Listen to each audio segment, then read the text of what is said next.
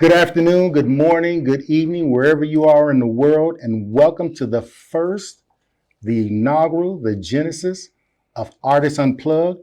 My name is Howard H2 Harding, where I'm going to bring you a platform where we're going to bring past, present, and future artists together, and we're going to give them the opportunity just to share their story and just literally say what this is, unplug. They're going to unplug, they're going to tell you some things about their lives, their careers, even what they got going on now, what they had going on then that you didn't even know about. And it's not just for clickbait. It's not for something that's just going to make it like, oh my God, this is going to go viral. But no, but just to give you an opportunity to get connected with the artist. Because a lot of times we recognize their gift as the art, but we don't know them as the artist. So welcome to the first installment of Artists Unplugged. My first guest today is a legend. When I tell you a legend, very iconic, very soulful, very just legendary in so many different ways as it relates to this R&B thing and even the gospel community. You probably didn't know that, but you're getting ready to find out today. My first guest today, I would like to welcome my brother, my friend, Dave Hollister. Hey, Stu, what's up, baby? Man, tell me how you doing today. Man, I feel unplugged, brother. Elaborate. Talking about you feeling unplugged. Man, just the whole way where you had me come in, Okay. sit down, relax, Okay. Unplug from the day of flying, unplug from the family drama, you know what I mean? All of that, man. It was just when I got here, I just was able to release, relax, and just deal with myself. Now, do you get to do that often? Because I know a lot of times when you go into different places to do shows, to do whatever you're doing, to perform or whatever, is it just a performance or do you get an opportunity just to be Dave? I don't. Okay. I don't get an opportunity to just be me. And this might, I know you, okay. We know each other, for years. So I'm just, the only time I get to be me is when I'm in the bathroom. Wow. You understand what I'm saying? Other than that, when I come out of the bathroom, I gotta be Dave. I can't be David. So as an artist, do you oftentimes wear a mask? H2, that's a good question. And I'm gonna say, as an artist, 98% of your time you have a mask on.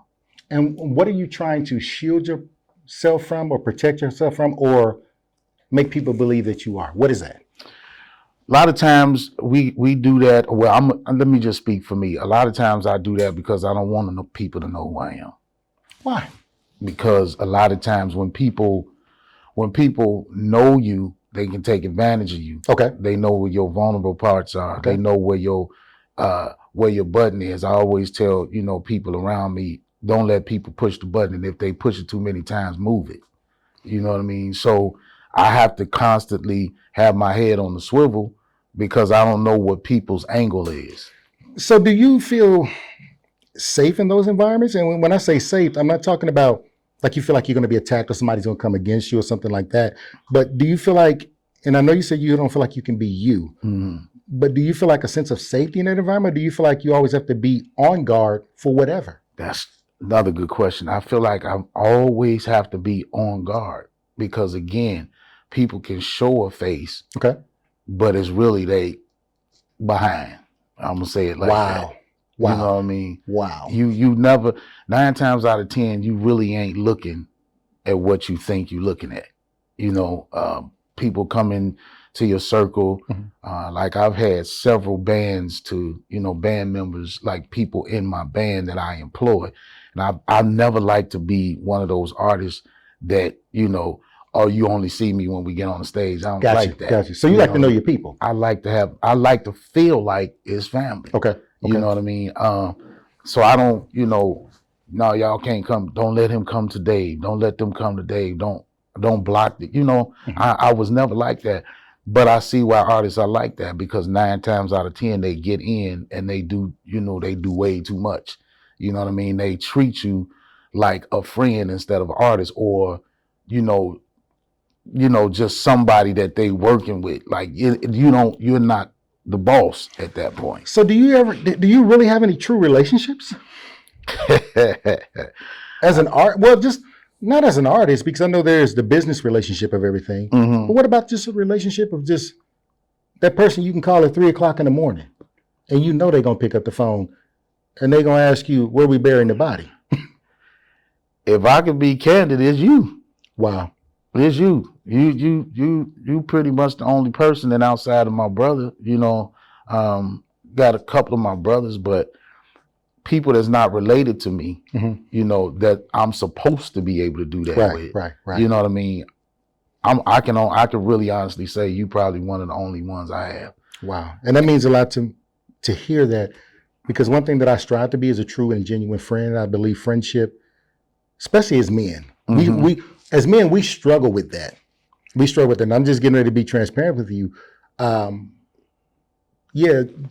a man, there's not a lot of safe places that we can go and share who we are. Right.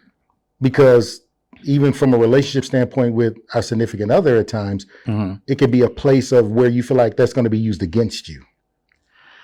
I've been there, done that, got the t-shirt. Wow. It's on several occasions, man. And I'm not ashamed to say I've been married 2 times. Okay. Divorced twice, just recently now. Mm-hmm. And a lot of stuff that I felt like I could share with, my last wife. Mm-hmm. I end up hearing from her family. Wow. You know what I mean? Everything that was supposed to be kept in the house never was kept in the house. So it was like nothing was off limits to her. So, and now I'm saying that in support of, with our significant others, we should be able to have that. But, outside of that, like brothers, we don't have it. You know what I mean? And I've been able, I've called you 3, 4 in the morning. You know what I'm saying? Sometimes we stay on the phone 2, 3 hours, because I'm dealing with something. You know what I mean? That's the type of person that you've been in my life, like, and my eyes getting ready to start sweating. So thank God y'all can't see through these glasses. But you've been one of the only people, man, and you never like shunned me or pushed me off the phone when I was dealing with some of the hardest times in my life. I was dealing with stuff. You never pushed me off the phone, man, and for that I want to say thank you, man. And let me just say it like this. I think it's an honor that you feel comfortable enough to call me and share those things with me, because what I strive to be is a safe and fertile place that you can now know that something is going to be planted there, but it's just going to grow there. Yes. It's not going to grow everywhere else. Yes, sir. And that's why I say a fertile place, because one thing that I like to do is take whatever information somebody is sharing with me, take and do, and I just say analysis of what's being communicated to me and see where I can help and benefit if that's what they're looking for. Mm-hmm. Because a lot of times people just looking just to release. Yeah. And they're not looking for a response. Yes, sir. Yes, sir. And see, when I listen, I don't listen to respond. I listen to understand. Because whatever you're dealing with, there is a difference. Yeah. There is a difference. Whatever you're dealing with is very unique to you, but it's not unique. Right. Yeah. Because somebody has dealt with it. And if I've had the opportunity to communicate with somebody that shares certain things with me, I may use their situation as an example, but I'll never reveal the person. Exactly. So I just think that's very important. And I think for you as an artist, do you ever get the opportunity to just, and when I use this word unplug, I'm not using it as a pun intended, but when can you just let your hair down and just be Dave and just be like, okay, hey, this is who I am, without feeling threatened like it's going to get back to somebody else? At home. Okay. At home with my daughter. Like a lot of times, even people don't think that that's rest, but me being there for my daughter and being around for her, taking her to her different games, whether it's, basketball, volleyball, or flag football, just taking her where it makes me feel like, a father. Okay. You know what I mean? It makes it soothes me. I can breathe when I'm there with her. And 9 times out of 10, people won't know who I am. So they, they won't, because she's in a, mixed environment. We don't, we're not just at. So they don't know the Dave, Blackstreet Dave, and no. Oh, okay. And a lot of times now I will get, who you look like? You look just like dude from Blackstreet, or you remind me of Dave. How do you Hollister. reply to that? How do you reply to that? Do you say, that hears me? No. Okay. I never What do you say, do? I never say, I heard that. Yeah, I've Really? heard that before. Yeah. And unless when people say it and I respond like that and I start talking, it is you. I can tell by your talking voice. Nah, I heard I look like him. Maybe in another life I could. But they end up getting it if they notice. You know what I mean? But some people, they'll be like, oh, okay, because you look almost just like him, and they'll walk away. Let me take you a little deeper then. Because what is Dave Hollister afraid of?